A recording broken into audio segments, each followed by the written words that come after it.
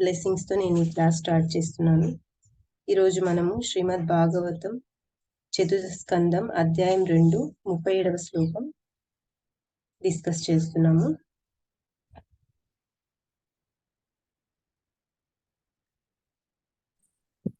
యం ప్రౌరజంతమనుపేతమపేతకృత్యం ద్వైపాయనో విరహకాతరాజుహావ పుత్రేతి తన్మయతయా తరవోభినేదుసం సర్వభూతహృదయం మునిమానతోస్మి యస్వానుభావమఖిల श्रुतिसारमेकम् आध्यात्मदीपमतितीर्षतां तमोन्दं संसारिणां करुणयाः पुराणगुह्यं तं व्याससूनुमुपयामि गुरुमुनीनाम्। ॐ अज्ञानतिमिरान्धस्य ज्ञानाञ्जनशलाकया चक्षुर्मिलितं येन तस्मै श्रीगुरवे नमः। श्रीचैतन्यमनोभीष्टं स्थापितं येन भूतले स्वयं रूपकरोति स्वपदान्तिकं वन्देऽहं श्रीगुरो श्रीयुतपदकमलं श्रीगुरून् वैष्णवान् च श्रीरूपं साग्रजातं सहगण रघुनाथान्वितं तं सजीवं साद्वैतं सावधूतं परिजनसहितं कृष्ण चैतन्यदेवं श्रीराधा कृष्णपादान् सहगण ललिता श्रीविशाखान्वितान् च हे कृष्णा करुणा सिन्धो दीनबन्धो जगत्पते गोपेश गोपिका कान्ता राधाकान्त नमोऽस्तुते तप्त काञ्चन गौराङ्गी राधे वृन्दावनेश्वरी वृषभानुसुते देवी प्रणमामि हरिप्रिये पाञ्चकल्पतरुभ्यश्च कृपा सिन्धुभ्य एव च पतितानां पावनेभ्यो वैष्णवेभ्यो नमो नमः। जय श्री कृष्ण चैतन्य प्रभु नित्यानंद श्री अद्वैत गदाधर श्रीवासादि गौर भक्त वृंद हरे कृष्णा कृष्ण कृष्ण हरे हरे हरे राम राम राम हरे नमो भगवते वासुदेवाय। ओम नमो भगवते वासुदेवाय। हरे कृष्ण माताजी प्रभुजी అందరికీ ప్రణామాలు। మా జాతు తేజ ప్రభవేన్మహర్దివి స్థితిక్షయా తపసా విద్యయా చ దేదీప్యమానే జితదేవతానాం కులే స్వయం రాజకులద్విజానాం। మా ఎన్నడును చేయరాదు జాతు ఏ సమయమున కూడా తేజ పరమశక్తి ప్రభవేత్ ప్రదర్శించుట మహా గొప్పదగు బుద్ధివిహి ఐశ్వర్యముచే తితిక్షయ ఓర్పుచే తపస్సు విద్యచే చ కూడా దేదీప్యమాని శోభించుచున్న వారిపై అజిత దేవతానం వైష్ణవులు భగవద్భక్తులు కులే కులమున స్వయముగా రాజకులం కన్నను గొప్పవారు ద్విజానం బ్రాహ్మణుల యొక్క నారాయణం నమస్కృత్య నరం చైవ నరోత్తమం దేవీం సరస్వతీం వ్యాస తతో జయముదీరయేత్ నష్టప్రాయేషు అభద్రేషు నిత్యం భాగవత సేవయ భగవతి ఉత్తమ శ్లోకే భక్తిర్భవతి నైష్టికి కృష్ణాయ వాసుదేవాయ దేవకీ నందనాయ చ నందగోపకుమారాయ గోవిందాయ నమో నమః।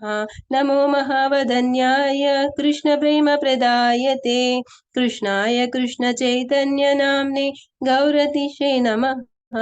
नमः पंकजनाभाय नमः पंकजमालिने नमः पंकजनेत्राय नमस्ते पंकजांग्रये नमो ब्राह्मण्य देवाय गो ब्राह्मण्य हिताय च जगद्हिताय कृष्णाय गोविन्दाय नमो नमः। नमो विष्णुपादाय कृष्णप्रेष्ठाय भूतले श्रीमति भक्तिवेदान्त स्वामिनिति नामिने नमस्ते सरस्वती देवी गौरवाणी प्रचारिणे निर्विशेष शून्यवादी पाश्चात्य देशतारिणे जय श्री कृष्ण चैतन्य प्रभु नित्यानंद श्री अद्वैत गदाधर श्रीवासादि गौर भक्त वृंदा हरे कृष्णा కృష్ణ కృష్ణ హరే హరే హరే రామ రామ రామ హరే హరే. మూకం కరోతు వాచాలం పంగం లంఘయతే గురుం యత్కృపాతమహం వందే పరమానందమాధవం. శ్రీచైతన్య ఈశ్వరం ఆరాధ్య భగవాన్ వ్రజేశతనయ తద్ధామ బృందావనం. రమ్యా కాసిద ఉపాసనా వ్రజవధూ వర్గేణ వా కల్పితం. శ్రీమద్భాగవతం ప్రమాణమమలం ప్రేమాపుమాతో మహాన్. శ్రీచైతన్య మహాప్రభో మతమిదం తత్రాదరానా పరౌ. హరే కృష్ణ మాతాజీస్, ప్రభుజీస్ అందరికీ ప్రణామాలు. ఏదైతే నేను చెప్పబోతున్నానో అది మన గురుదేవుల యొక్క బ్లెస్సింగ్స్, ఇంకా కృష్ణుడు ఏదైతే చెప్పిస్తున్నాడో చెప్తున్నాను. ఏమైనా మిస్టేక్స్ ఉంటే అది నా స్వయం అపరాధము, నన్ను క్షమించండి. హరే కృష్ణ మాతాజీ.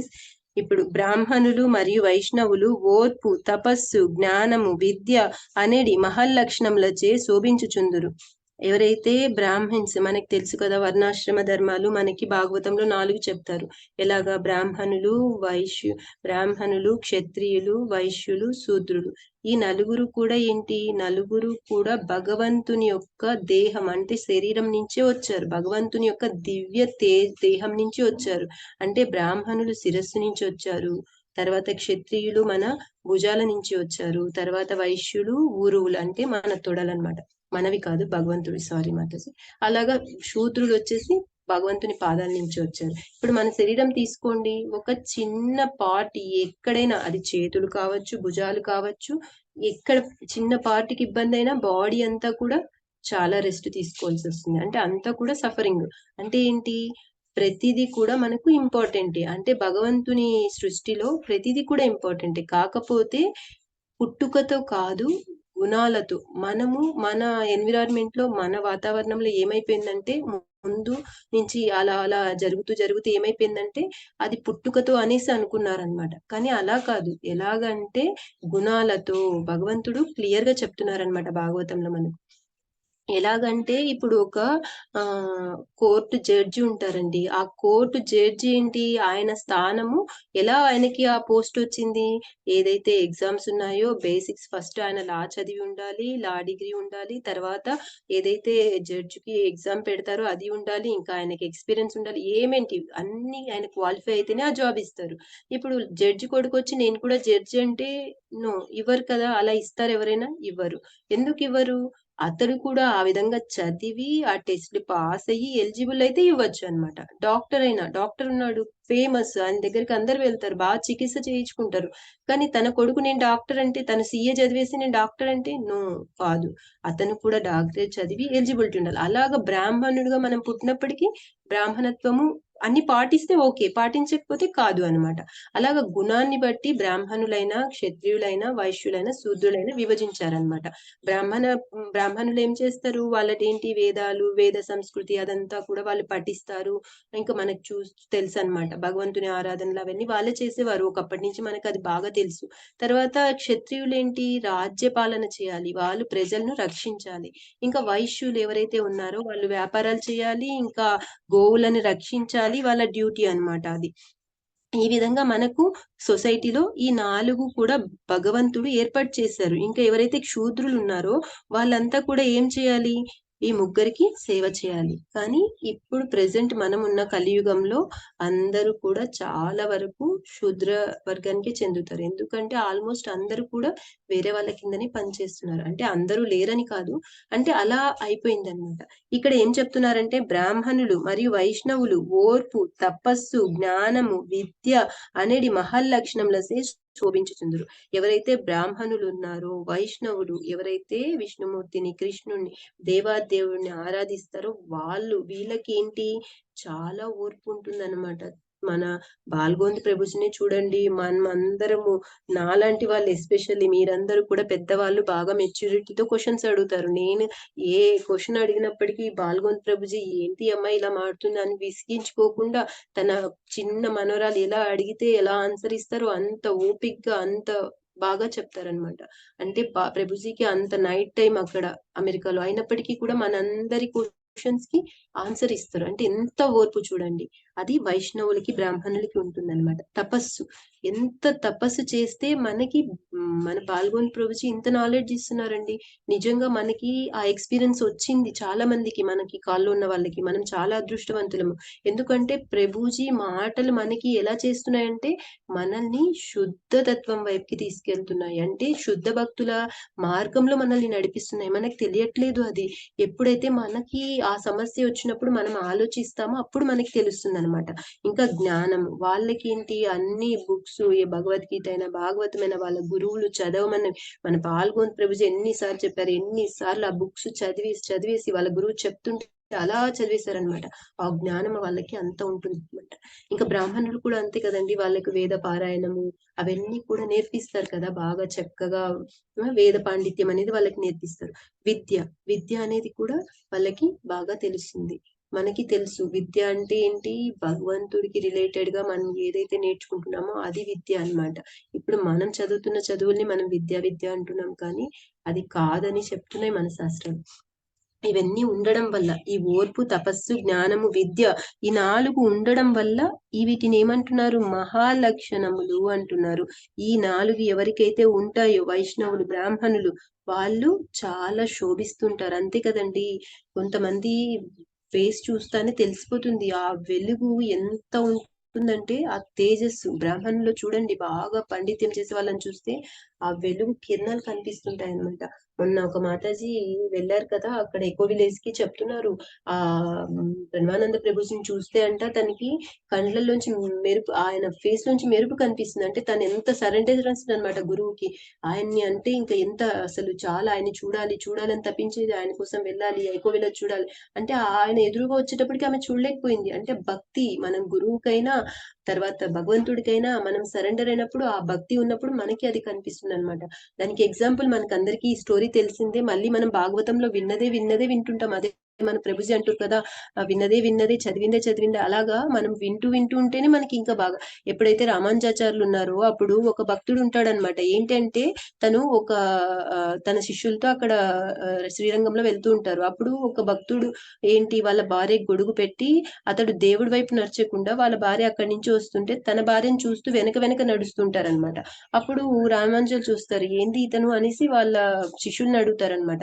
శిష్యులు చెప్తారు, ఈయన అంతే గురుగారు, ఈయన టెంపుల్ కి వచ్చిన ఇలానే ఉంటారంటే తీసుకురండి అని చెప్తారు. ఆయన తీసుకొస్తే ఆయన అడుగుతారు, ఎందుకు ఇలా చేస్తున్నావు నువ్వు అంటే, మా భార్య కళ్ళు చాలా అందమైనవి, అందుకే నేను అవి చూడకుండా ఉండలేను, చూస్తూనే ఉంటాను అంటారు. ఇంతకన్నా అందమైన కళ్ళు నేను చూపిస్తాను అంటే ఉండవంట, ఉంటాయి నేను చూపిస్తాను అనేసి రామానుజాచార్యులు చేపట్టుకొని తీసుకెళ్లి శ్రీరంగంలో రంగనాథుని కళ్ళు చూపిస్తారు. ఎప్పుడైతే ఆయన కళ్ళు చూశారో అప్పుడు ఈయన పూర్తి భక్తిలోకి వెళ్ళిపోయారు. ఈయన మళ్ళీ ఇది వచ్చేసింది అనమాట. అదే మనమందరం వెళ్తుంటాం, చాలా మంది శ్రీరంగం వెళ్ళారు, అందరికీ కనిపించదు. ఎందుకు కనిపించదు, అక్కడ ఎవరైతే శుద్ధ భక్తుడు ఒక గురువు అయితే ఉన్నారో రామానుజాచార్యులు, ఆయన తీసుకెళ్లారు కాబట్టి ఆయనకి భగవంతుడు కనిపించాడు. మనం కూడా డైరెక్ట్ గా వెళ్తే మనకు అర్థం కాదు, కనిపించదు.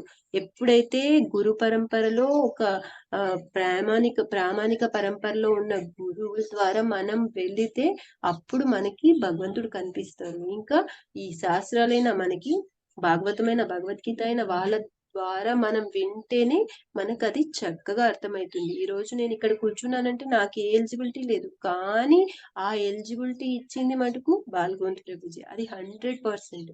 ఎందుకంటే ఆయన మాటలు వినడం ద్వారా మనం అవి మనకు తెలియకుండానే మనలోకి వెళ్ళిపోతాయి అన్నమాట. ఈ ఆధ్యాత్మిక సంపత్తుల కారణమున ఆ విధంగా వాళ్ళు మెరుస్తూ ఉంటారనమాట. వాళ్ళ శక్తి అలాంటిది, వైష్ణవుల యొక్క శక్తి అంత గొప్పది అనమాట. ఈ ఆధ్యాత్మిక సంపత్తుల కారణంన వైష్ణవులు, బ్రాహ్మణులు కూడా అంతే అండి. వాళ్ళు కూడా మంచిగా పాండిత్యం చేసి అన్ని చేస్తున్నప్పుడు వాళ్ళకి ఆ పవర్స్ ఉంటాయి. నేనే చెప్తున్నాను కదా, నా లైఫ్ లో మా పెద్ద అబ్బాయి పుట్టాక ఒక రోజు ఏమైందంటే ఉగాది అన్నమాట. అక్కడ పంచాంగం చెప్తున్నారు. మా మ్యారేజ్ చేసింది కూడా ఆ పండితులే. కాకపోతే ఆయన మాటలు చాలా వరకు నచ్చేవన్నమాట. అంటే ఆయన జరిగేవన్నమాట. ఆయన చేస్తే అన్ని సిస్టమేటిక్ గా చేయాలంటారు. ఒకసారి నేను అప్పుడు పంచాంగం ఎప్పుడు వెళ్ళినప్పుడు నాది చెప్పరా అని అడిగితే ఆయన చెప్పారు, నీకు ముందు ఎవరు పుట్టారంటే అబ్బాయి అంటే నీకు మళ్ళీ అబ్బాయే చూడమ్మా అన్నారు. కరెక్ట్ గా ఆయన అన్నట్లు నెక్స్ట్ ఇయర్ కి నాకు బాబునే పుట్టారు. అంటే అప్పుడు బ్రాహ్మణులైనా వైష్ణవులైనా వాళ్ళ మాటలు, వాళ్ళ లక్షణాలు అంత గొప్పవి అన్నమాట. వాళ్ళు అంత శోభిల్లేవారు అనమాట, అంత చక్కగా వాళ్ళు ఉండేవారు.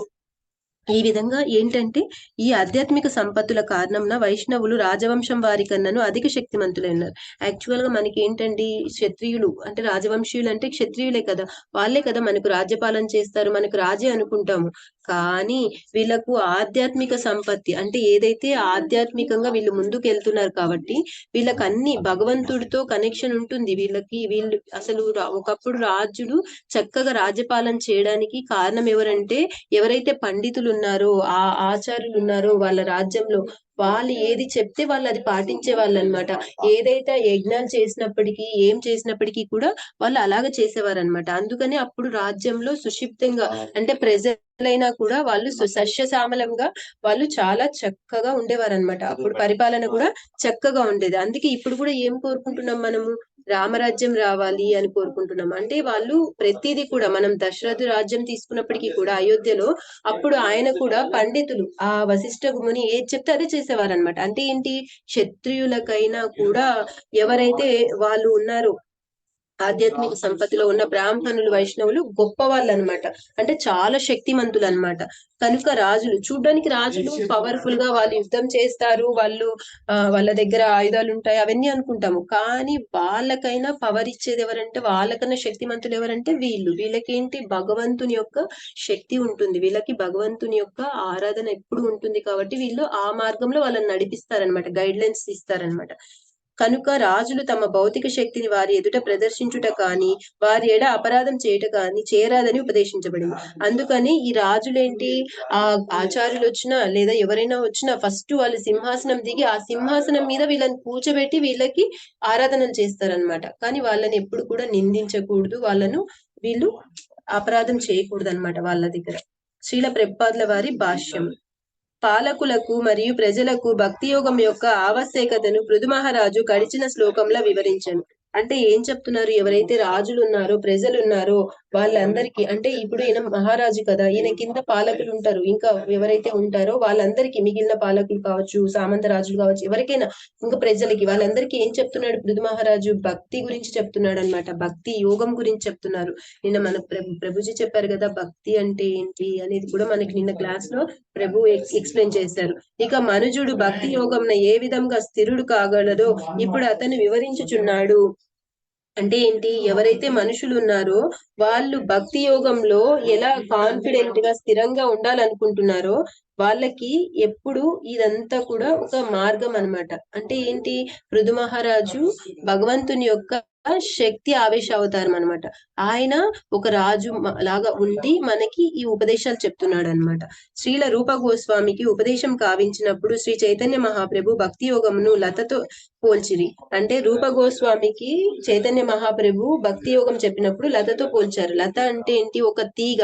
మనకు శ్రీమద్ భాగవతంలో ఒక స్కందంలో వస్తుంది. తీగ అంటే ఏంటంటే, ఎప్పుడైతే మన హృదయంలో భగవన్నామం చేస్తూ మనం భక్తి చేస్తున్నప్పుడు, భక్తి లత బీజ్ అంటే ఏదైతే ఎప్పుడైతే ఒక సీడ్ భూమిలో వేస్తామో వాటర్ పడినప్పుడు అది ఒక తీగలాగా ఇలా పెరిగి ఒక చిన్న మొలక వచ్చి అది తీగలాగా పాకుతూ పైకి వెళ్ళినప్పుడు మనం కట్టెలు కట్టి దాన్ని అల్లిస్తాం కదండి. మల్లె పూలు కావచ్చు, జాజి పూలు మనం చూస్తుంటాం, తీగలు, కాకరకాయ, బీరకాయ, ఇవన్నీ మనకు కనిపించినవి, చిక్కుడుగాయలు అట్లాంటివి.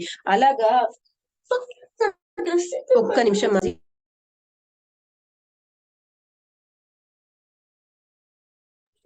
హరే కృష్ణ మాతాజీ, సారీ. ఇలాగా భక్తి లత బీజతో పోలిస్తున్నారు అనమాట. ఎలాగైతే అలాగా మన హృదయంలో కూడా ఎప్పుడైతే ఆ అంకురం, భక్తి అనే అంకురం, ఆ బీజం ఏర్పడుతుందో, మనం ఏంటి, తోటమాలిలు ఏంటి, వాటర్ వేస్తూ ఉండాలి. వాటర్ ఇంకా ఏంటి, దానికి ఎరువు వేస్తుండాలి. అప్పుడు ఆ లత బీజ్ అనేది బాగా పెరుగుతుంది. అది అలా పెరుగుతూ పెరుగుతూ పెరుగుతూ ఎక్కడి వరకు వెళ్తుందంటే గోలోక్ ధామ్ వరకు వెళ్తుంది. దానికి ఒక ఎగ్జాంపుల్, అప్పుడు శ్రీనివాస్ అని ఒక భక్తుడు ఉండేవారు అనమాట. ఆయన ఏంటంటే, ఆయన ఇలా కూర్చోన్నప్పుడే భగవంతుని సమాధి లేక, ఒక్క నిమిషం మాత్రం.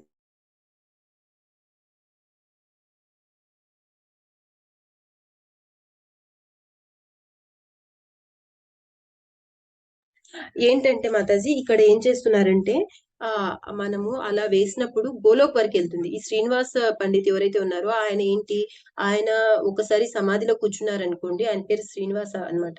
ఆచార్యులు పండితుడి పేరు. ఆయన ఒకసారి శుద్ధ భక్తుడన్నమాట. వైష్ణవుడు. ఆయన ఎప్పుడైతే సమాధిలో కూర్చుంటారో అప్పుడేంటంటే డైరెక్ట్‌గా గోలోకానికెళ్ళిపోతారన్నమాట. ఒకరోజు వాళ్ళ వైఫ్‌కి కూడా తెలుసన్నమాట. అలా ఆయన ధ్యానంలో కూర్చున్నప్పుడు అలా వెళ్ళిపోతారని. ఒక 2 అవర్స్, 3 అవర్స్ అలా వెళ్లి వచ్చేస్తారు. కానీ ఒకరోజు ఏమైంది 3 డేస్ అయిపోయిందన్నమాట ఒకసారి.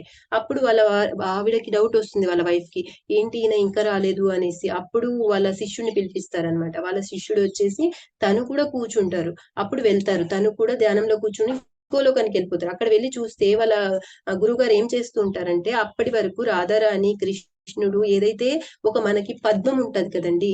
ఆ పద్మంలో మన ఆచార్యులు మన కీర్తనస్‌లో చెప్తారు కదా! దాంట్లో వస్తుందన్నమాట. ఒక పద్మానికి ఎలా రెక్కలు చుట్టూ ఉంటాయో, దాని మధ్యలో ఎలా కృష్ణుడు, రాధారాణి ఉంటారో, చుట్టూ గోపికలుంటారో, ఆ వీక్షణం అనేది ఉంటుందన్నమాట. మనకి వస్తుంది. ఎప్పుడైతే మనం జపం చక్కగా చేస్తామో, ఫస్ట్ స్టేజ్‌లో మనకి హరినామం వినిపిస్తుంది. సెకండ్ స్టేజ్‌లో భగవంతుని రూపం కనిపిస్తుంది. థర్డ్ స్టేజ్‌లో ఇది కనిపిస్తుందన్నమాట. ఏదైతే మనకి పద్మం ఉంటుందో, పద్మం మధ్యలో రాధారాణి ఉంటారు, కృష్ణుడు ఉంటారు. ఇంకా చుట్టూ గోపికలు వీళ్ళందరూ మంజరీస్ ఉంటారన్నమాట. అది మనకి ఎప్పుడు కనిపిస్తుందంటే మన సాధన ఆ స్టేజ్‌కెళ్ళినప్పుడు. నరోత్తమదాస్ ఠాకూర్‌కి ఒక కీర్తనలో దీని గురించి ఎక్స్‌ప్లెయిన్ చేస్తారు. ఆయనకి కనిపిస్తదన్నమాట అలాగా. మనం కూడా ఫస్ట్ స్టార్టింగ్ స్టేజ్‌లో ఉంటే మన నామం మనకి స్పష్టంగా మనలోంచి ఇనిపిస్తూ ఉంటుంది. సెకండ్ స్టేజ్‌లో భగవంతుని దర్శనం కనిపిస్తుంది. థర్డ్ స్టేజ్‌లో ఇలాగన్నమాట. ఆయన అక్కడ వెళ్ళినప్పుడు అలా రాధారాణి, కృష్ణుడు అక్కడ కుండలో అంతా అక్కడ వాళ్ళు ఇది చేసిన తర్వాత అక్కడ ఇది చేస్తారు కదా! స్వామివారు వాళ్ళందరూ ఆడుకుంటారు. అక్కడ అంతా అయిపోయిన తర్వాత రాధారాణి ఉంగరం పడిపోయి ఉంటుందన్నమాట. అందరూ వెతుకుతూ ఉంటారు. ఎవరికీ దొరకదు అన్నమాట. ఈ ఆచార్యులు కూడా ఈ శ్రీనివాస్ ఆచార్యులు కూడా అక్కడ వెతుకుతూ అలా ఉండిపోయారన్నమాట. వాళ్ళ శిష్యుడు వెళ్లి తను కూడా వెతుకుతూ ఉంటారు.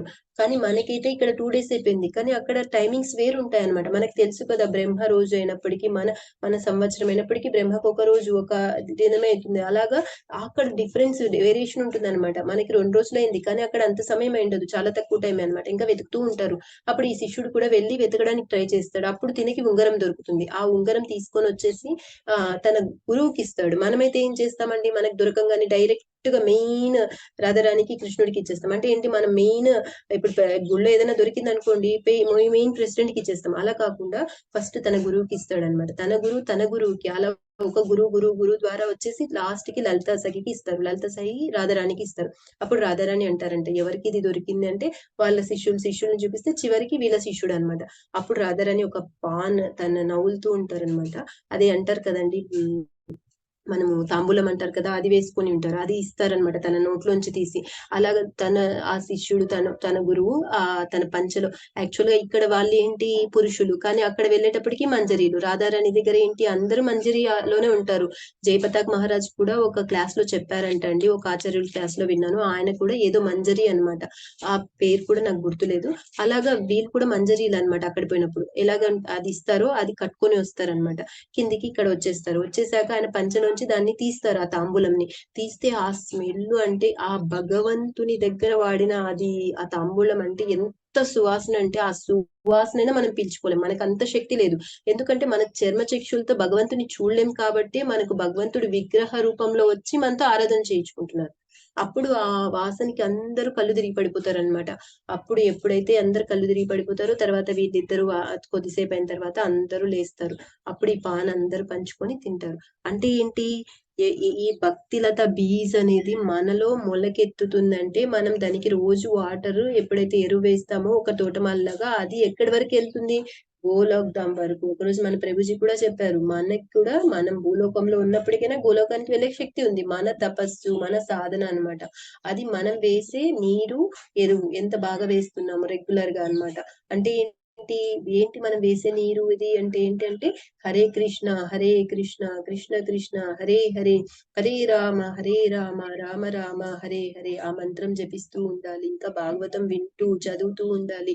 భగవద్గీత వింటూ, చదువుతూ, భక్తుల సాంగత్యంలో ఉంటూ, భగవంతుని ప్రసాదాలు ఇవన్నీ చేస్తూ అంతా మనము కరెక్ట్ అయితూ ముందుకెళ్తే మనకు కూడా ఆ ఛాన్స్ ఉంది అన్నమాట.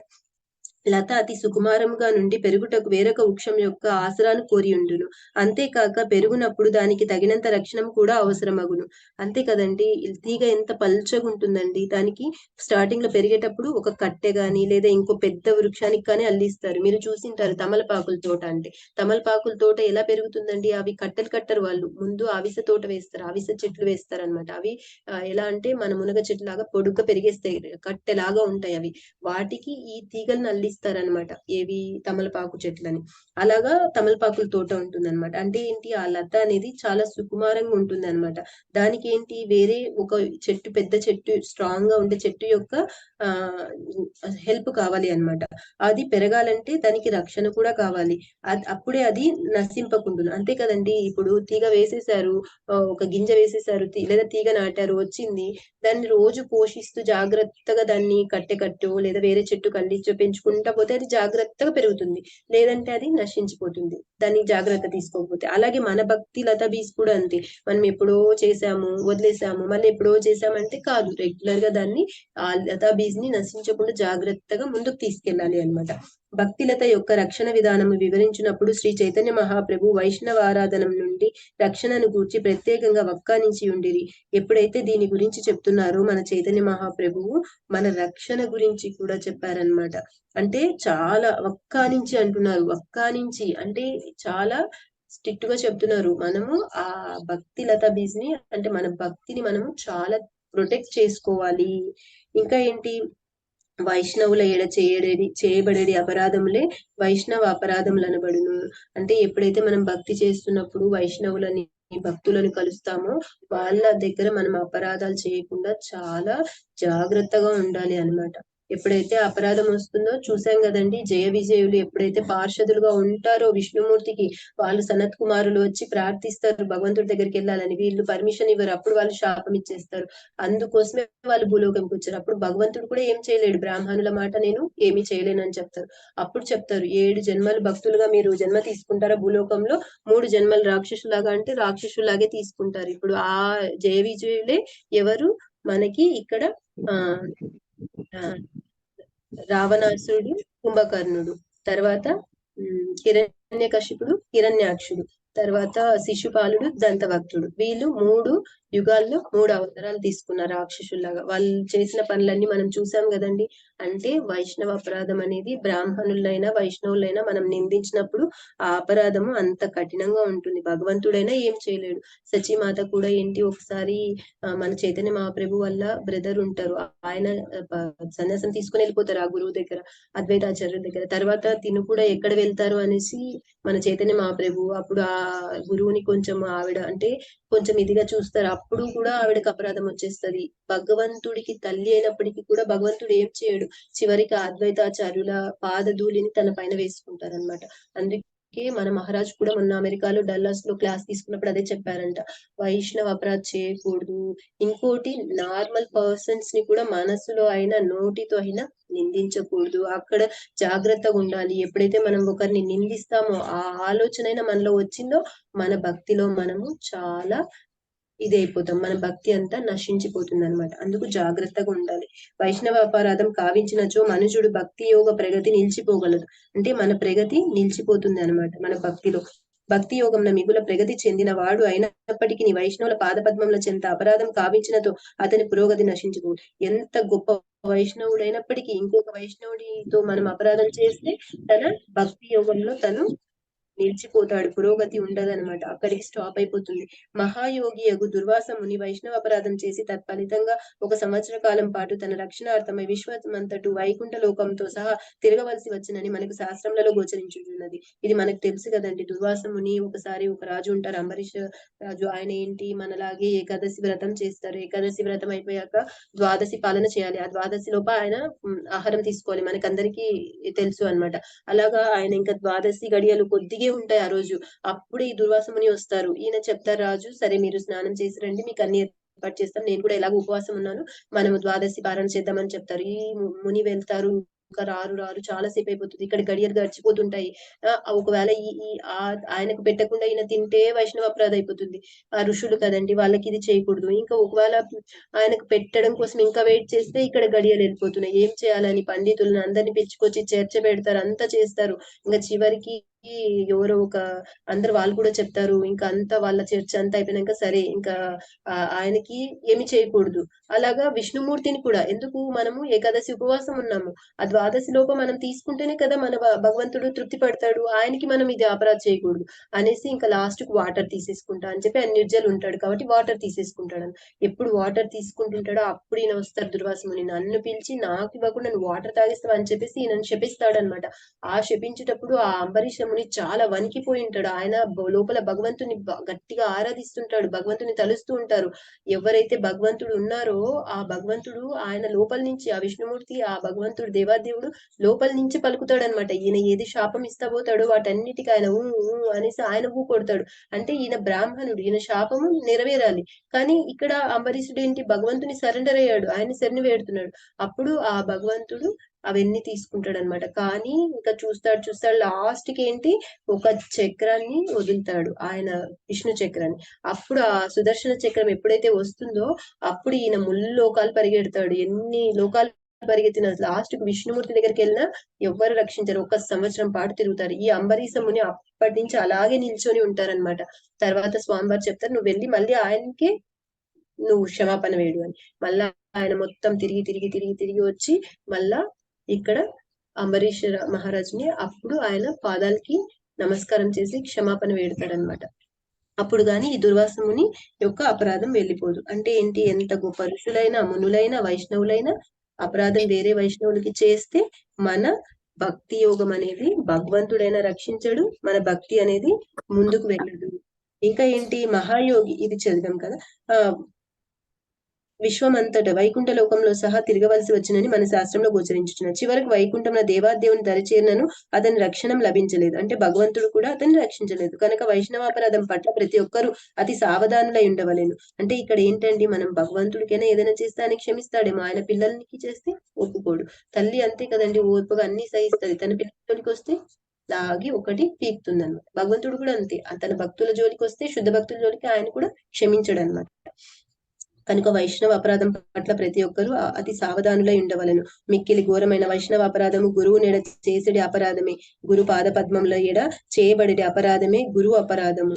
అంటే ఏంటి, భగవంతుడికి ఎట్లా మనం ఆరాధిస్తామో గురువుని కూడా అలానే ఆరాధించాలి. ఏమని చెప్తారంటే, మన చైతన్య మహాప్రభు నిత్యానంద ప్రభు తెలుసు కదా, నిత్యానంద ప్రభు అంటే ప్రధాన విస్తారము ఎవరికి, కృష్ణుడికి. అంటే చైతన్య మహాప్రభు యొక్క ప్రధాన విస్తారం అంటే కృష్ణుడి యొక్క ప్రధాన విస్తారమే చైతన్య మహాప్రభు. ఆయనే ఆది గురువు అనమాట. ఆయనే బలరాముడు, ఆయనే సంకర్షణుడు. ఆయనని మనం ఎలా గురువు తీసుకుంటామో మనకి దేవాదేవుడు శ్రీకృష్ణుడు దాంట్లో వస్తుంది అనమాట. ఏంటి, ఎవరైతే మన గురువులు ఉన్నారో పరంపర గురువులందరూ కూడా భగవంతుని ప్రతినిధులే. ఏ విధంగా నిత్యానంద ప్రభువు ప్రధాన విస్తారము ఆది గురువు, వీళ్ళందరూ గురువుల పరంపరలో గురువులందరూ కూడా భగవంతుని ప్రతినిధులే. కాబట్టి గురువు పాద పద్మముల చెంత మనము అపరాధం చేయకూడదు అనమాట. అంటే గురువు ఏది చెప్పినా మనము అది తీసుకోవాలి. ఇంకోటి ఏంటంటే, గురువుకి ఎప్పుడైనా మనం క్వశ్చన్ అడగాలంటే ఆయన క్లాస్ అంతా విని ఏదైనా డౌట్ వస్తే వినమ్రంగా ఆయనకి సరెండర్నెస్ తో మనం ఆ డౌట్ ని అడగాలి. అంతేకాని ఏదో మనం వాదన కోసం ఇంకో ఆలోచనతో మనం చేయకూడదు అనమాట. అది కూడా మనకు ఫస్ట్ స్కందంలో 5th శ్లోకాలో వస్తుంది. ఇంకా ఏంటంటే, పవిత్రమగు హరినామం చేయనప్పుడు ఈ గురువు అపరాధం జరిగినచో అది అత్యంత ఘోరమగు అపరాధం.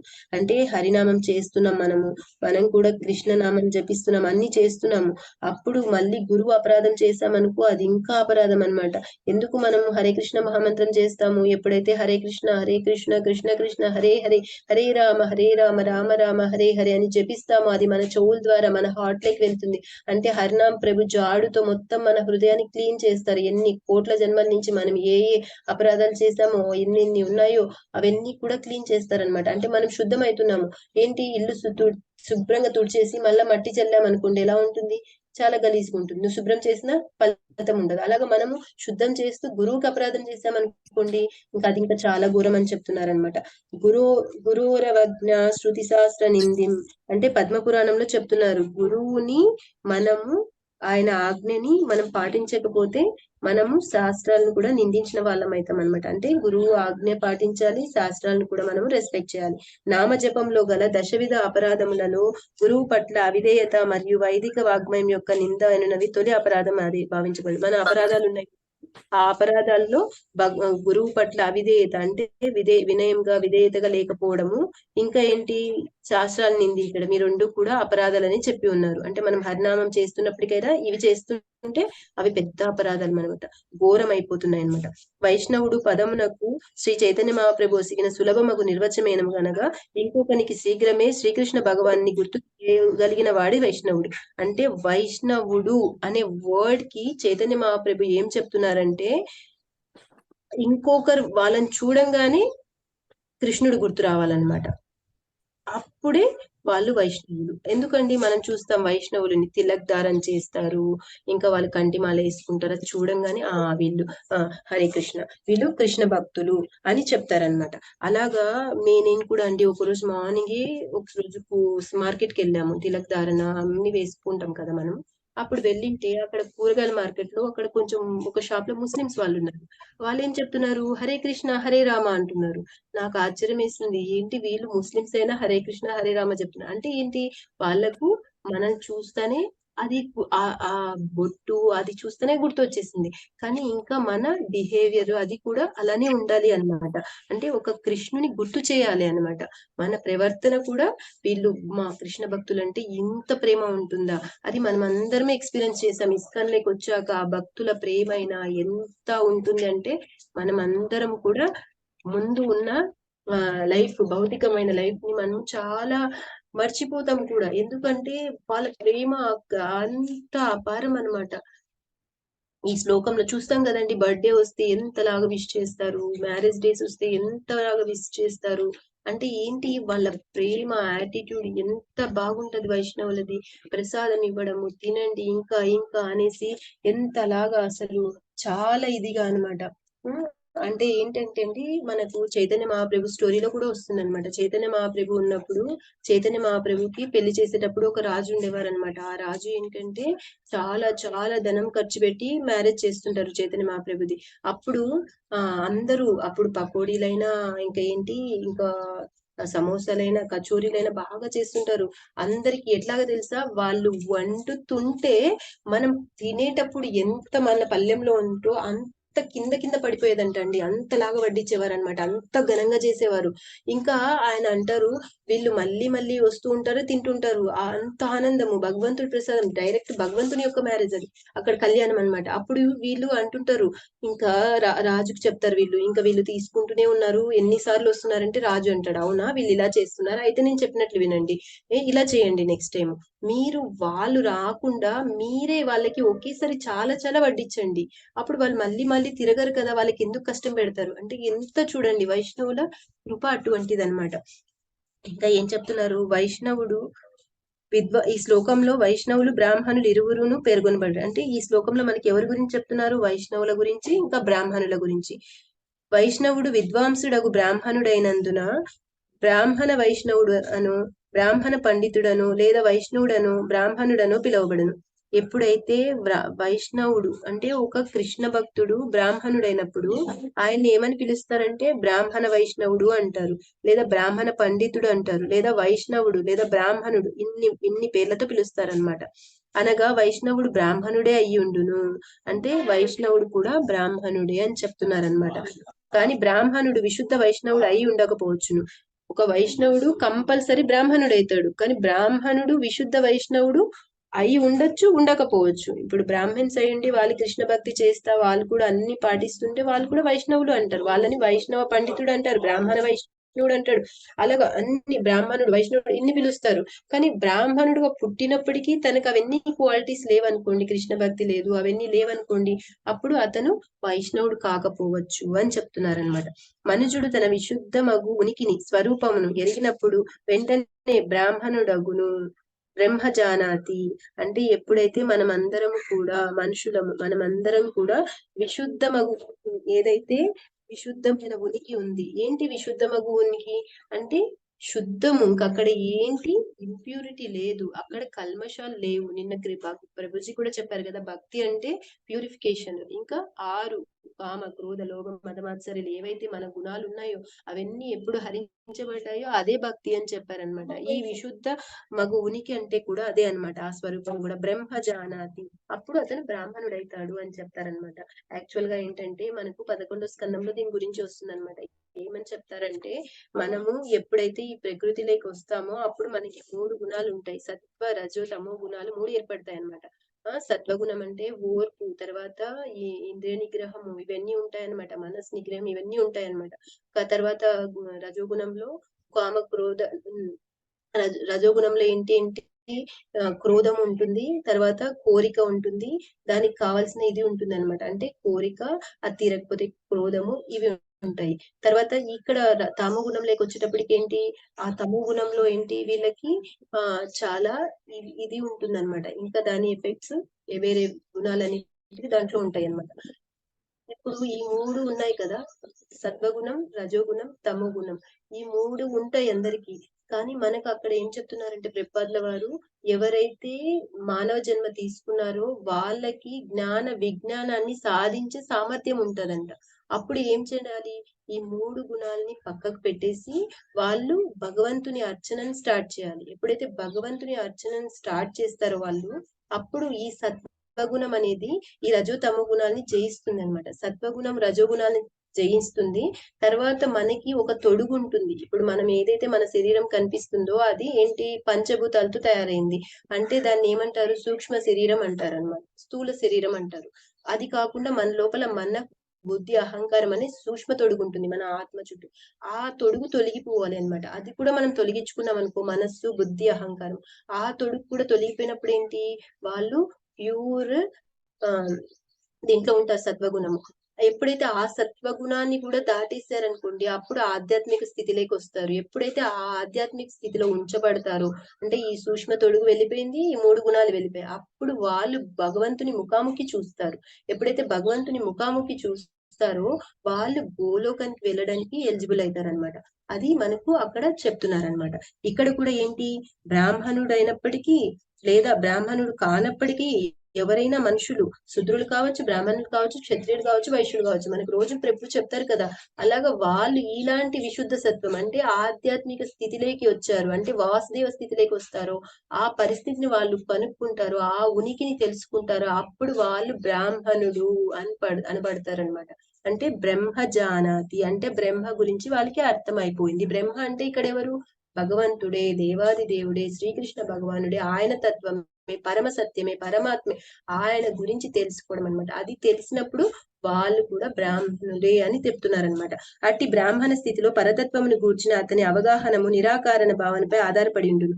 ఏదైతే ఈ బ్రాహ్మణ స్థితిలో పరతత్వం గురించి ఒక అవగాహన వచ్చిందనుకో, వాళ్ళు ఏంటి నిరాకారంపై ఆధారపడి ఉంటుంది అనమాట. అంటే స్టార్టింగ్ స్టేజ్ లో ఏంటి, మనం అందరం కూడా ఎక్కడ ఉంచబడతామంటే, ఇది కూడా నిన్న భాగవతంలోనే చదివాను, మనము బ్రహ్మజ్యోతిలో ఉంటామంట. ఆ బ్రహ్మజ్యోతిలో ఉన్నప్పుడు ఎప్పుడైతే భక్తులకి ముందుకు వెళ్తామో అప్పుడు మనము భగవంతునికి దగ్గర అవుతూ ఉంటామో, తర్వాత గోలోకానికి వెళ్తాం, అప్పుడు మనం ముందుకు వెళ్తాం. అప్పటి వరకు అందరూ కూడా ఆ పరిస్థితిలోనే ఉంచుతారంట.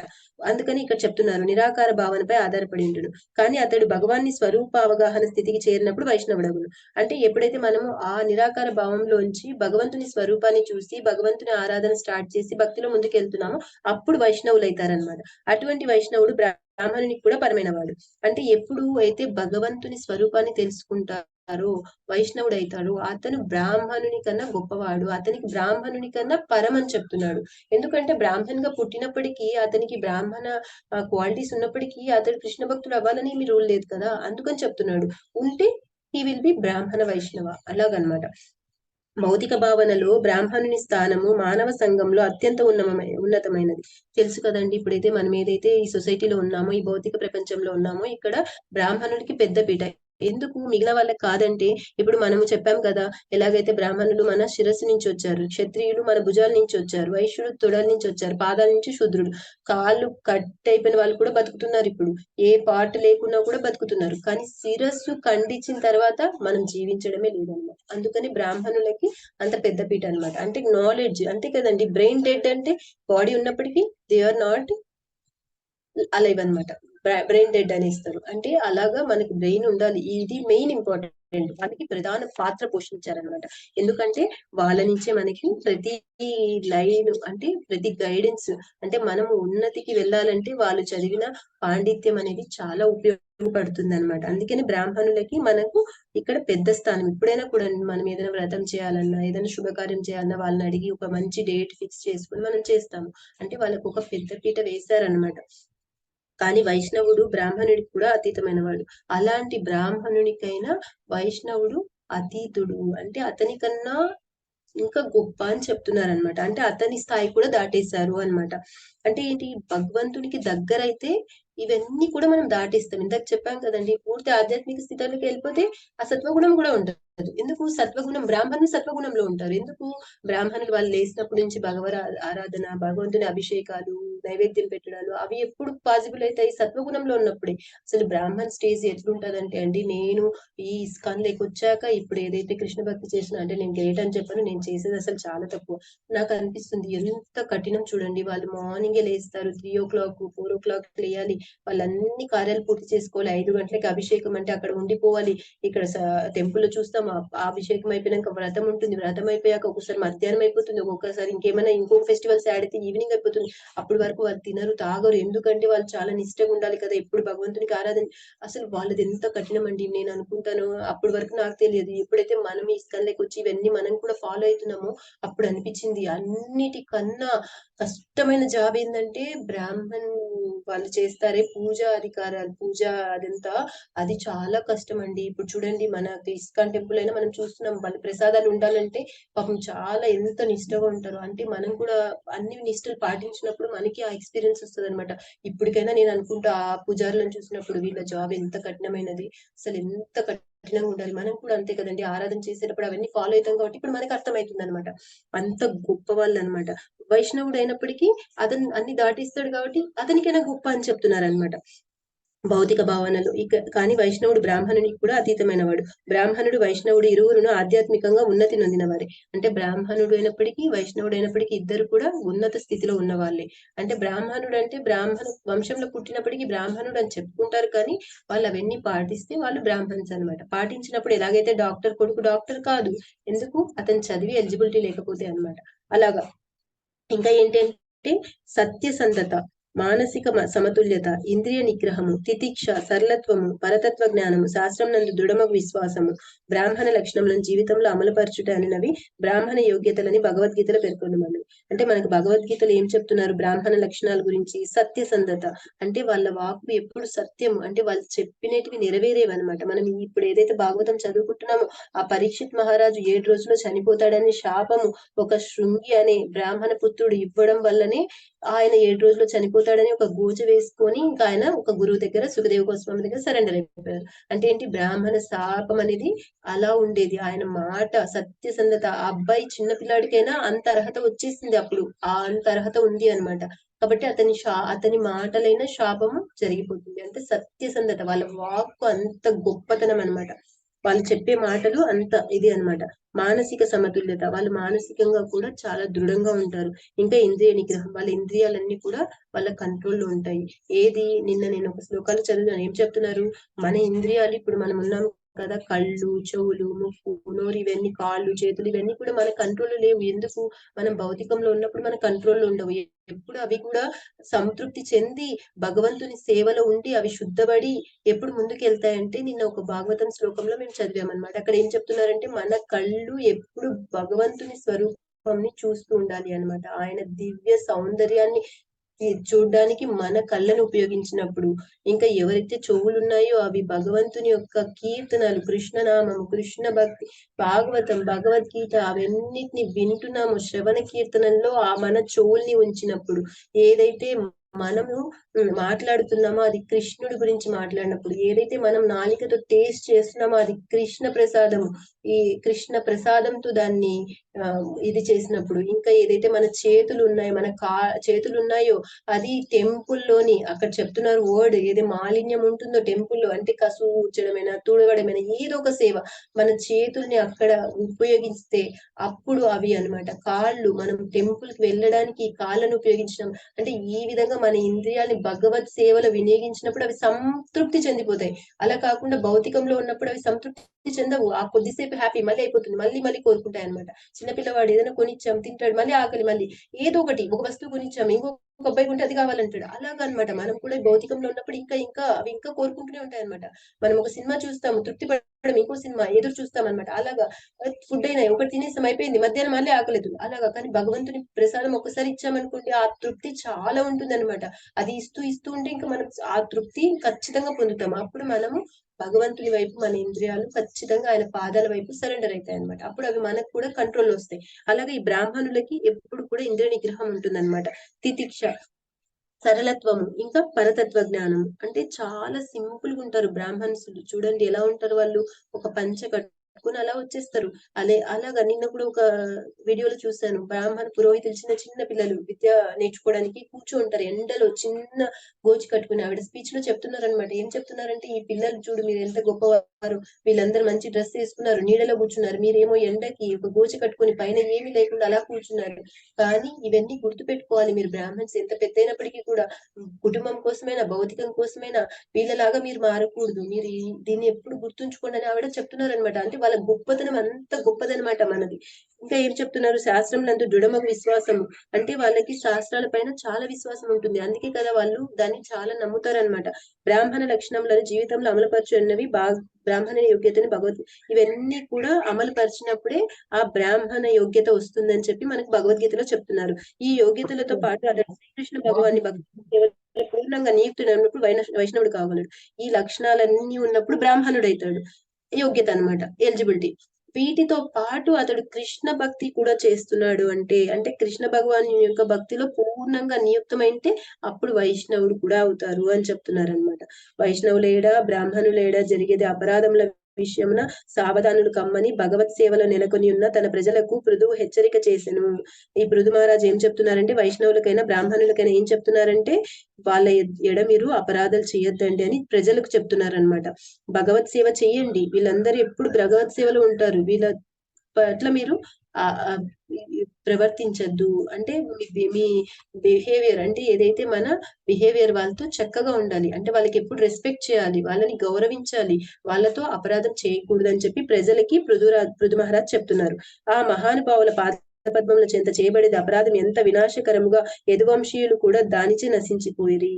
అంటే ఎప్పుడైతే అపరాధము చేస్తామో మహానుభావుల పాదముల చెంత ఆ వినాశకరం ఎలా ఉంటుందంటే, యదువంశీయులు చూసాం కదండి చివర్లో వాళ్ళని కృష్ణుడు ఎప్పుడు వెళ్ళిపోయారో అప్పుడు ఎలా జరిగింది, అదంతా వాళ్ళు వచ్చేసి వెళ్ళిపోయారు కదా, ఒకరొకరు కొట్టుకునేసి అదేదో పానీయం తీసేసుకుని అలా వాళ్ళు కూడా ఈ గోలోకం నుంచి వెళ్ళిపోయారు. అది ఒక భగవంతుని లీలైనప్పటికీ కూడా వాళ్ళ అపరాధం అనేది యదువంశమే ఇదే అయిపోయింది అని చెప్తున్నారు అనమాట, నశించిపోయారు అని. బ్రాహ్మణుల ఏడ వైష్ణవుల ఏడ జరిగేది ఎట్టి అపరాధమును కూడా భగవానుడు సహింపడు. అంటే బ్రాహ్మణుల పట్లైనా ఎవరైతే కృష్ణ భక్తుల పట్లైనా మనం అపరాధం చేస్తే భగవంతుడు మనల్ని సహించడు, క్షమించరు అనమాట. కొన్ని మార్లు తమ పదవుల కారణంగా రాజులు మరియు ప్రభుత్వ అధికారులు బ్రాహ్మణులను వైష్ణవులను నిర్లక్ష్యపడుతున్నారు. ఇప్పుడు చూస్తున్నాం కదండి, పొలిటీషియన్స్ కావచ్చు, గవర్నమెంట్ ఎంప్లాయీస్ కావచ్చు, వాళ్ళకి అధికారం ఉందని చెప్పి బ్రాహ్మణులైనా తర్వాత వైష్ణవులైనా నిర్లక్ష్యపరుస్తున్నారనమాట. చైతన్య మహాప్రభు ఉన్నప్పుడు కూడా ఒకసారి ఇలాగే జరుగుతుంది. ఒక పండితుడు ఉంటాడు, ఆయన బాగా చెప్తారు భాగవతం. ఎంత బాగా చెప్తారంటే అందరూ కూడా కృష్ణ లీలలు చెప్పేస్తే ఇంకా ఎక్కడికి బృందావనంలోకి వెళ్ళిపోతారు. అంత మంచిగా చెప్పేవాళ్ళు, పాండిత్యం మంచిగా ఉంది, బాగా ఉంది, కృష్ణ భక్తి ఉంది. కానీ ఒకసారి ఎప్పుడైతే శ్రీనివాసాచార్యులు వచ్చి అక్కడ క్లాస్ లో వింటుంటారు, శ్రీనివాసాచార్యులు ఏంటి, శ్రీనివాస్ పండిత్ ఏంటి, ఆయన భగవంతుని యొక్క పంచతత్వాలు ఒకరు. ఆయన ఏంటి, ఆ శుద్ధ భక్తుడు. ఆయన వింటూనే ఇంకా ఆయన పారవశ్య అవి వచ్చేస్తాయి లక్షణాలు అనమాట. కంట్లో నీళ్లు కారిపోవడము, ఆయన అలాగా చైతన్య మహాప్రభు ఎలాగైతే సంకీర్తన చేసేటప్పుడు వస్తాయి కదండి, వీళ్ళకి కూడా అవి ఉంటాయన్నమాట కొన్ని లక్షణాలు. అప్పుడు ఆయన అవన్నీ చేస్తుంటే అందరూ ఆయన వైపు చూసుకుంటారనమాట. అప్పుడు ఈ పండితుడు అంటాడు, ఈయన ఏంది ఇలా చేస్తున్నాడు, వీళ్ళందరినీ డిస్టర్బ్ చేస్తున్నాడు అని చెప్పి వాళ్ళ కింద శిష్యుని పిలిచి ఆయన బయటికి తరింపించేస్తాడు. అప్పుడు చైతన్య మహాప్రభు అంటారంట, ఇంకా ఎప్పుడు ఈ పండితుడిని నేను చూడను, నాకు కనిపించకూడదు. అప్పుడు ఆయనకి తెలిసిపోతుంది వేరే శిష్యుల ద్వారా. అప్పుడు అనుకుంటాడు, సాక్షాత్ భగవంతుడు కృష్ణుడు చైతన్య మహాప్రభు నన్ను చూడనంటే నేను ఎంత అపరాధం చేశా అని. మళ్ళీ ఈయన కూడా ఒక వైష్ణవ శుద్ధ భక్తుని చేరి ఆయన దగ్గర మంచి అలవాట్లు మంచి లక్షణాలు నేర్చుకొని మంచిగా అవుతాడు. అయినప్పటికీ భగవంతుడు క్షమించాడు. ఒకసారి ఎప్పుడైతే ఆ శ్రీనివాస పండిత్ని ఎప్పుడైతే అవమానించారో అతన్ని మళ్ళా కలిసి అతన్ని క్షమాపణ వేడితే అతని పాదాలు మీద పడితే ఈ శ్రీనివాసాచార్య అంటారు, ఎప్పుడు జరిగింది, ఏమైంది, అసలు ఎందుకు ఇలా చేస్తున్నావు అనేసి. ఇలా జరిగిందంటే నాకు గుర్తు కూడా లేదని చెప్పేసి ఆయన కౌగిలిస్తారనమాట. అప్పుడు చైతన్య మహాప్రభు అతన్ని క్షమిస్తాడు. అంటే వైష్ణవ అపరాధం చేస్తే చైతన్య మహాప్రభు అయినా కృష్ణుడైనా ఎవరైనా, భగవంతుడు చైతన్య మహాప్రభు అంటే ఏంది, సాక్షాత్తు కృష్ణుడే రాధారాణి భావంతో వచ్చాడు. రాధారాణి కృష్ణుడు కలిసిన రూపమే చైతన్య మహాప్రభు. అంటే భగవంతుడు ఎప్పుడు కూడా క్షమించాడు. మనము అందుకని మనందరం కూడా టెంపుల్స్ కి వెళ్ళినా ఎక్కడ వెళ్ళినా మనం ఏం చేయాలంటే చాలా జాగ్రత్తగా ఉండాలి. ఇంకా తను కూడా చెప్తారు, భక్తి సిద్ధాంత సరస్వతి ఈ రోజు ఏదైతే గౌడీయ వైష్ణవ సాంప్రదాయం నడుస్తుందో, ఈ రోజు ఇస్కాన్స్ జరుగుతున్నాయో, ఎవరైతే ప్రెపాద్ల వారు ఇదంతా స్థాపించారో, ఎవరి ద్వారా చైతన్య భక్తి సిద్ధాంత సరస్వతి మహారాజ్ చెప్పడం వల్లనే, ఆయన గురువు అనమాట, శ్రీల ప్రెపాద్ల వారి గురువు భక్తి సిద్ధాంత సరస్వతి.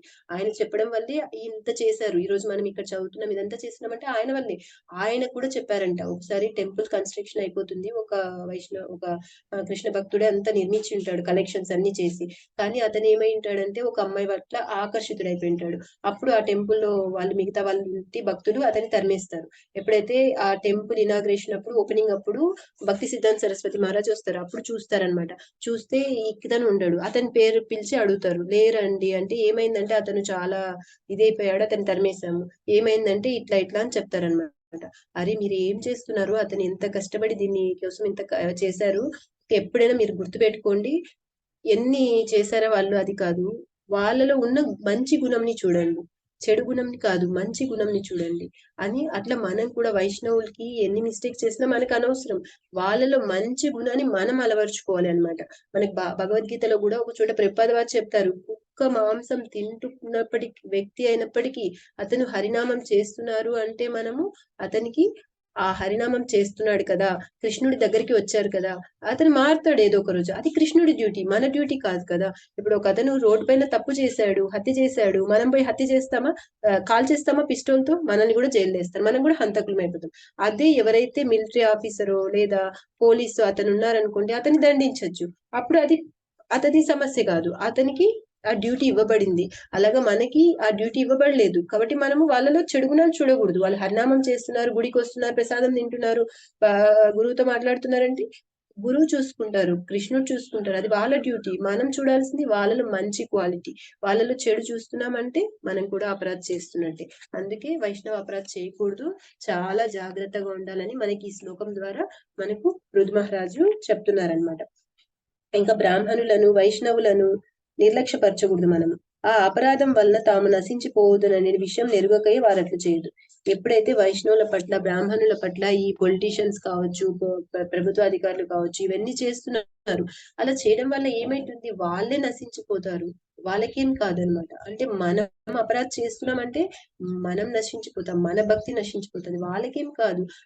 భౌతికమైన వాళ్ళని కూడా మనము నిందించకూడదు.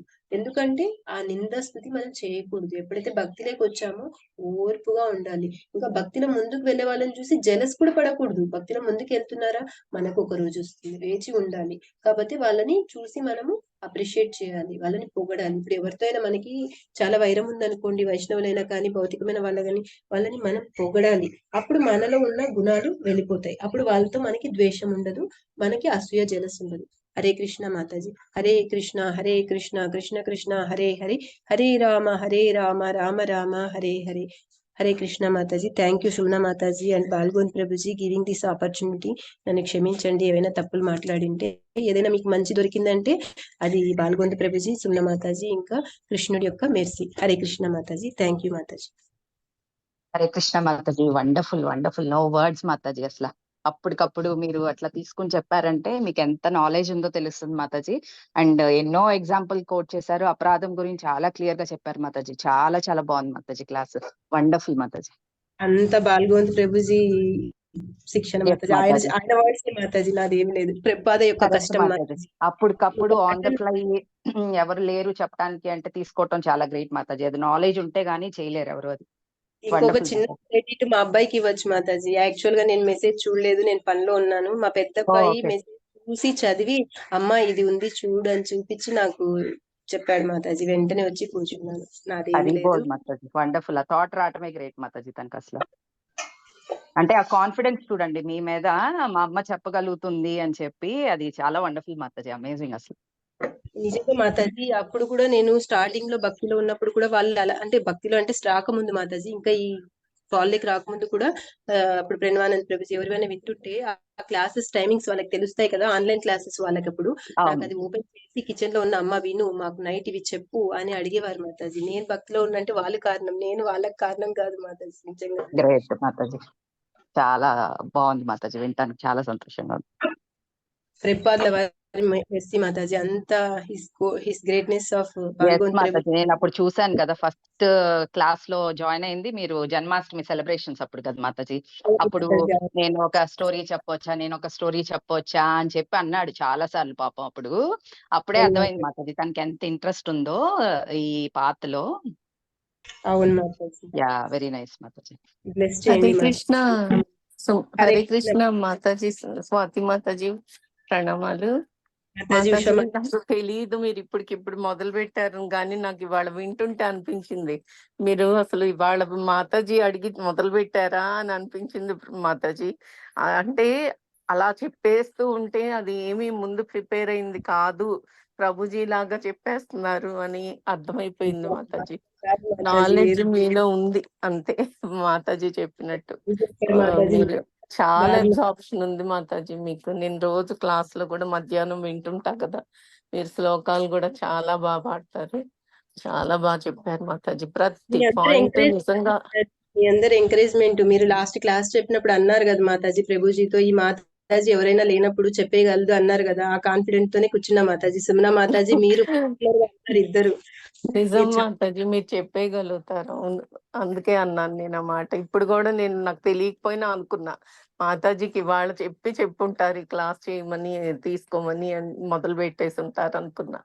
మీరు చెప్పగలుగుతారు తప్పకుండా. హరి కృష్ణ మాతాజీ, అన్ని పనికొచ్చేవే చెప్పారు, అందరం ఆచరణలో పెట్టాల్సినవి. చాలా బాగుంది. Thank you so much Mataji. Hare Krishna. Hare Swati Mataji ప్రణామ్ మాతాజీ. సుమన మాతాజీ ప్రణామ్ మాతాజీ. అసలు ఈ నో వర్డ్స్ మాతాజీ, ఎన్ని కొటేషన్స్, ఎన్ని ఎగ్జాంపుల్స్ ఇచ్చారో మీరు అసలు. ప్రభుపాద మాతాజీ, మన పాల్గొని ప్రభుజీ అంటారు కదా, ఉన్న చోటనే కూర్చొని ఒక బటన్ నొక్కితే మనం అంత కష్టపడిపోతున్నాము. ఆయన ఎన్ని కష్టాలు పడి ఈ రోజు మనకు మీరు పర్ఫెక్ట్ గా ఫాలో అవుతున్నారు. మేము ఇన్ని రోజులైనా మేమైతే ఏం ఫాలో అవ్వలేదని నాకు అనిపిస్తుంది. అసలు ఏం ఫాలో అవుతున్నాం, ఏం చేస్తున్నాం అనేది అసలు మిమ్మల్ని చూసి చాలా నేర్చుకోవాలి. లేదు మాతాజీ, మీలో కానీ మీరు ట్రై చేస్తే చెప్పగలరు మాతాజీ. కానీ మనకు opportunity. Thank you Mataji. Thank you Mataji. Hare Krishna Mataji. Hare Krishna Swati Mataji, దండవత్ ప్రణామం. హరే కృష్ణ మాతాజీ, దండవత్ ప్రణామం మాతాజీ. చాలా చాలా చక్కగా చెప్పారు మాతాజీ. ఎంత తెలివిగల్లాలి మాతాజీ, మిమ్మల్ని చూస్తుంటే మాకు ఏదో జలసి పడద్దు అంటారు కానీ జలసి వచ్చేస్తుంది మాతాజీ. చాలా చాలా బాగా చెప్పారు మాతాజీ. అసలు ప్రభుజీ వచ్చి చెప్తున్నట్టే ఉంది నాకైతే మీరు చెప్తూ ఉంటే. మన ప్రభుజీకి నాకు అస్సలు ఎక్కడ అట్లానే కాదు మాతాజీ, అలా హ్యాపీగా అలా ఏదో కథలు వింటున్నట్టు ఎంత బాగా అప్పటిదప్పుడు మీరు ప్రిపేర్ అయిపోయి చెప్పడం అంటే చాలా గొప్ప మాతాజీ. చాలా చాలా ఎక్సలెంట్ క్లాస్ మాతాజీ. ఆయన బ్లెస్సింగ్స్ మాతాజీ, అంతే. ఎక్సలెంట్ మాతాజీ. మీరు సరస్వతి పుత్రిక మాతాజీ. అదే అర్థమైంది. Thank you Mataji. హరి బోల్, హరి బోల్. Thank you Mataji. హరే కృష్ణ మాతాజీ, దండవత్ ప్రణామం. మీ అందరి ట్రైనింగే మాతాజీ, నాకు మీ అందరి వైష్ణవ ట్రైనింగే. గుణాలు అన్ని వివరించి చాలా బాగా ఎక్స్ప్లెయిన్ చేశారు. Hari Hare Krishna. Thank you Mataji. Thank you Mataji. Hare Krishna. దండవత్ ప్రణామం మాతాజీ. దండవత్ ప్రణామం ప్రభుజీ. మాతాజీ చాలా బాగా నిత్య సేవని మాతాజీ గుర్తుకొచ్చారు మాతాజీ మీరు చెప్తుంటుంటే. Thank you. నితాయ సేవని మాతాజీ అవును ప్రభుజీ, విన్నాను ప్రభుజీ. ఆ మాతాజీ చాలా ఎక్స్పర్ట్ ప్రభుజీ. నేనైతే కాదు, ఏదో ట్రై చేశాను అంతే, కానీ మాతాజీ మటుకు ఎక్స్పర్ట్ ప్రభుజీ. చాలా శుద్ధ వైష్ణవరాలు ప్రభుజీ, ఆమె శుద్ధ భక్తురాలు. ఎక్స్ప్లెనేషన్ అంతాను, ఆ లాంగ్వేజ్ చెప్పే తీరు గట్టాను చాలా బాగున్నది Mataji. Thank you so much. Hare Krishna. Prabhuji. Thank you Prabhuji. Hare Krishna. Swati Mataji, దండవత్ ప్రణామం. మాతాజీ, నిర్మల మాతాజీ, దండవత్ ప్రణామం. సూపర్ మాతాజీ, మీ ధైర్యానికి మెచ్చుకోవాలి. అప్పటికప్పుడు పెడితే మీరు చెప్పేసేయడం, బాబు చెప్పడం, మీరు చెప్తుంటే వింటున్నా సూపర్ మాతాజీ. ఇది ఇట్లనే కంటిన్యూ చేయండి చక్కగా. మీరే మీ ట్రైనింగే మాతాజీ, మా చేత నేనే నేర్పించి చదివించి మాతో నోట్స్ రాపిచ్చి క్లాసులు చెప్పించి మీ ప్రయత్నమే మాతాజీ, మాదేం లేదు. గురువు మీరు ఇంకా బాల్గోవింద్ ప్రభుజీ మాతాజీ, మీరిద్దరు. ఆయన ద్వారా వింటున్నాము, మీ ద్వారా ప్రాక్టీస్ చేస్తున్నాం. మీరు ట్యూషన్, ఆయన స్కూల్ మాతాజీ, ఇంకేం లేదు, మీరిద్దరే. మీరు ఊరుకోండి మాతాజీ. ఏదో మనం ఏదో ఒక గంట సేపట్లో మా చదువుకుని కలుసుకున్నట్టుగా ఉంటది అంతే తప్పితే మాతో అక్కడ ఏం జరగట్లేదులే గాని ఏదో చదువుకుంటున్నాం అంతే. జరగట్లేదంటే ఏం జరగట్లేదంటే కాదు. భగవంతుడు కూర్చుంటున్నాడు, మనం చదువుతున్నాం అంతే. వింటున్నాడు, ఆయనకు వినిపిస్తున్నాం. సిన్సియర్ స్టూడెంట్స్ లాగా కూర్చొని చదువుకుంటున్నాం భాగవతమును భగవద్గీత. ఓకే, అది కూడా మంచి గొప్ప కార్యమే. కాకపోతే మన బాలగోవింద ప్రభు ఆయన ఇస్తున్నాడు ఆ జ్ఞానాన్ని. అది మీరు మంచిగా పట్టుకుంటున్నారు గట్టిగా. అందరికంటే ఫస్ట్ స్టూడెంట్ అన్నమాట మీరు. క్లాసుల్లో అయ్యో నెంబర్ మీరు. అయ్యో, కాబట్టి మీరు దాన్ని మాతాజీ పెద్దవాళ్ళందరూ ఉన్నారు ఇక్కడ, అందరు చాలా మంది ఉన్నారు. కాకపోతే మీకు టైం లేక మీరు చెప్పట్లేదు మాతాజీ. నేను ఇక్కడ ఇక్కడ పెద్ద వాళ్ళు కాదు మాతాజీ. అదే ఉంది కదా మన సామెత, పెద్ద చిన్న లేదు భక్తిలో. ఎంత ఏజ్గా భగవంతుడు ఇచ్చే ఆ కృప, గురువుల యొక్క కృప అంతే. దాన్ని కూడా మళ్ళీ ప్రజెంట్ చేయాలి అనే మీకు వచ్చే అవకాశం, మీరు తీసుకునే అవకాశాన్ని బట్టి ఉంటది అంతే మాతాజీ. నేను అదే మంచి అనుకున్నా మాతాజీ, నేను ప్రభుకి ఏం సేవ చేయట్లే కదా, కనీసం ఇదన్నా చేయకపోతే ఇంక ఏంటి నేను అనేసి కూర్చున్నా మాతాజీ. ఏదైతే అవని కృష్ణుడు చూసుకుంటాడు తర్వాత అనేసి కూర్చున్నా మాతాజీ. ప్రభుజీ అన్నారు ఆ రోజు కూడా ఫస్ట్ క్లాస్ తీసుకున్నప్పుడు, నువ్వు కూర్చో చాలు, కృష్ణుడే వచ్చి చెప్పేస్తాడు అన్నట్టు ఆయన చెప్పేసాడు మాతాజీ. నిజంగా గురు భక్తి కూడా చాలా చాలా ఉంది మీలో. అది మీరు ప్రజెంట్ చేస్తున్నారు, చూపించుకుంటున్నారు చక్కగా ఆ భక్తిని. అది అట్లే ముందుకెళ్ళండి మాతాజీ, మంచిగా కీప్ ఇట్ అప్ మాతాజీ. చాలా బ్లెస్ చాలా చేయండి. భక్తుడి యొక్క అపరాధం లేకుండా ఎలా ఉండాలి, ఆ వైష్ణవ అపరాధం గురించి చాలా బాగా చెప్పారు. Very good Mataji. Thank you so much. Hare all the Hare best. Thank you Mataji. ఎప్పుడు మీరు బ్లెస్ చేయండి మాతాజీ, ఎప్పుడు ముందుకు వెళ్ళాలి, భక్తులు వెనుకోవడం. బ్లెస్సింగ్స్ ఎప్పుడు ఉంటాయి మాతాజీ, మీకు ఎప్పుడు ఉంటాయి. థ్యాంక్ యూ నిండుగా. మాతాజీ. హరే చాలా మీ పేషెన్సే మాతాజీ, మీ పేషెన్స్ చూసి మేము అనుకుంటాం మాతాజీ, ఎంత పేషెన్స్ అసలు. అమెరికాలో ఉన్న ఆ టైం అయినా మా కోసం ఎంత సేపు అయినా కేటాయిస్తారు మాతాజీ. మీరు గాని ప్రభుజీ గాని ఆ పేషెన్స్, ఓర్పు. ఈరోజు చెప్పారు కదా మాతాజీ, వైష్ణవులకి ఓర్పు ఉంటదని. ఆ ఓర్పు మీ దగ్గర ఉంది, బాల్గోవింద్ ప్రభుజీ దగ్గర ఉంది. మా అదృష్టం మాతాజీ, అంత ఓర్పు ఉన్న ఇద్దరు భక్తులు మాకు దొరకడం మా అదృష్టం మాతాజీ. మీ వల్ల నేను అది చేయగలుగుతున్నా అనే విషయం నాకు తెలుసు. ఆ విషయం మాతాజీ, మీరే నా కోసం త్యాగం చేస్తున్నారు. ఆ టైంకి నా ఇష్టమైన టైంకి మీరు రావడం అనేది. Thank you. Okay okay, Hare Krishna. వేరే వాళ్ళు రెడీ ఉన్నారు మాట్లాడడానికి. ధన్యవాదాలు మాతాజీ. ధన్యవాదాలు. హరే కృష్ణ మాతాజీ. హరే కృష్ణ మాతాజీ. ధన్యవాదాలు. మాతాజీ బాగా అసలు ఎలా చెప్పారంటే భక్తి కొంచెం ఇన్స్పిరేషన్ అన్నమాట. ఎలా వెళ్ళాలి, ఇంకా భక్తికి మేము ఎక్కడున్నామని కొట్టినట్టు చెప్పారు, అర్థమైంది. ఇంకా ముందుకి ఎలా అంటే అపరాధాలు అలా వెళ్దామని ఆశపడుతూ అపరాధాలు చేయకుండా ఉండడానికి కాషియస్ థింగ్. అసలు ఎంత బాగా చెప్పారంటే hats off. Thank you Mataji, కృతజ్ఞతలు Mataji. Thank you Mataji. Credit నాదేం లేదు. Thank you Mataji. Thank you. Hare Krishna. దండవత్ ప్రణాం మాతాజీ. హరే కృష్ణ. హరే కృష్ణ స్వాతి మాతాజీ, దండవత్ ప్రణాం. హరే కృష్ణ ప్రభుజీ. వెంకటాద్రి చైతన్య ప్రభుజీ. హరే కృష్ణ. దండవత్ ప్రణాం ప్రభుజీ. దండవత్ ప్రణాం మాతాజీ. చాలా బాగా చెప్పారు మాతాజీ. అపరాధాల గురించి మాత్రం విపులంగా చెప్పారు. సో మా అందరికి కూడా ఇవన్నీ బాగా నేర్చుకొని పాటించాలి. సో చాలా చాలా బాగుంది మాతాజీ. అప్పటికప్పుడు మీరు చెప్పడం అనేది really great. Thank you Mataji. Hare Krishna Mataji.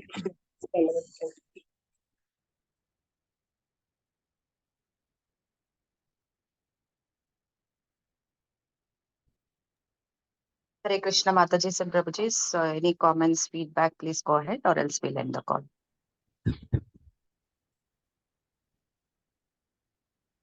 Okay, then we'll end the call, Mataji. Okay, Mataji. Thank you, Mataji, giving this opportunity. Thank you so much, Mataji. ఇంకా మీరు మాతాజీ, మీరు ఎంకరేజ్ చేయడమే మాతాజీ. మీరు అన్నారు కదా, మీరు చెప్పగలరు మాతాజీ అన్న కాన్ఫిడెన్స్ మీ మాటతోనే కూర్చున్న మాతాజీ. మీరు ఉషా మాతాజీ అన్నారు, ఆ మాట గుర్తు చేసుకొని కూర్చున్న, ఈ సేవన చేద్దాము, ఆపర్చునిటీ వచ్చింది అని. Thank you Mataji. నిజంగా మాతాజీ, అసలు మీరు అసలు ఇంకా అవలేలుగా వెళ్ళిపోతున్నారు మాతాజీ. అలాగా ఫ్లో వెళ్ళిపోతుంది. నాకు మీరు చెప్తుంటే నాకు శ్రీవల్లి మాతాజీ గుర్తొస్తారు మాతాజీ ఎక్కువ. ఎందుకంటే మాతాజీ కూడా అలా ఫ్రీ ఫ్లోగా చెప్పేయగలుగుతా ఉంటారు. సో మీరు కూడా మాతాజీ స్పీడ్ సేమ్ అట్లాగే ఉంటారు మాతాజీ, మీ ఇద్దరు అయితే. కానీ మాతాజీ ఎక్స్పర్ట్ మాతాజీ, నేనైతే కాదు. Mataji Sanskrit scholar expert. అమ్మో నేను ఎక్కడ మాతాజీ. వర్సెస్ కూడా చాలా బాగా రిసైట్ చేశారు మాతాజీ, శ్లోకాలు కూడా చాలా బాగా రిసైట్ చేశారు. చాలా చాలా బాగుంది మాతాజీ. Thank you very much. Training మాతాజీ మధ్యాహ్నం మాకు అలా నేర్పిస్తారు మాతాజీ, ప్రొనౌన్సియేషన్ కూడా. అవును మాతాజీ, యు ఆల్ ఆర్ ఫార్చునేట్ మాతాజీ. మేము వర్క్ చేస్తూ అవి మిస్ అయిపోతున్నాము. ఇవన్నీ అందరూ చెప్తుంటే అనిపిస్తుంది మేము ఎంత మిస్ అవుతున్నాము అని చెప్పి. మీరు గొప్ప బ్రాహ్మణులు మాతాజీ, మేము శూద్రులాగా ఇంకా ఇట్లాగే వర్క్ చేసుకుంటూ కూర్చుంటున్నాం మాతాజీ. అదే అర్థమవుతుంది మాతాజీ. అవును మాతాజీ, ఎంత ఫార్చునేట్ వాళ్ళందరూ తెలుస్తుంది మాతాజీ. మీరు డైరెక్ట్ గురువుకే చేస్తున్నారు. నేనైతే ఇంతవరకు గురువుని కూడా చూడలేదు మాతాజీ. మీరైతే డైరెక్ట్ సర్వీస్ మాతాజీ. మాతాజీ ఇది ఎంత ఇంపార్టెంట్ సర్వీస్ అంటే మీకు అర్థం కాదు మాతాజీ. ప్రభుజీ ఎంత హ్యాపీ ఫీల్ అవుతారంటే, ఇలాగా ఒకళ్ళు కూర్చుని నేను లేదు వాళ్ళు క్లాస్ చెప్పలేను అంటే ఆన్ ద ఫ్లై వచ్చి ఇలా చెప్పారంటే ప్రభుజీకి అల్టిమేట్ హ్యాపీనెస్ ఇచ్చేది ఇదే మాతాజీ. హరి బోల్ మాతాజీ, ఆయన గొప్పతనం మాతాజీ నిజంగా. మహాప్రసాదం మాతాజీ మీరు చేస్తుంది, మహాప్రసాద Govinda. Hare Krishna Hare Krishna. Okay Mataji, we'll end. Mataji, thank you Mataji. Thank you very much Mataji and Prabhuji's. Grandraj Srimad Bhagavatam ki jai, Srila Prabhupada ki jai, His Grace Balgovind Prabhuji ki jai, Swati Mataji ki jai. Thank you very much Mataji and Prabhuji. Ending the call now.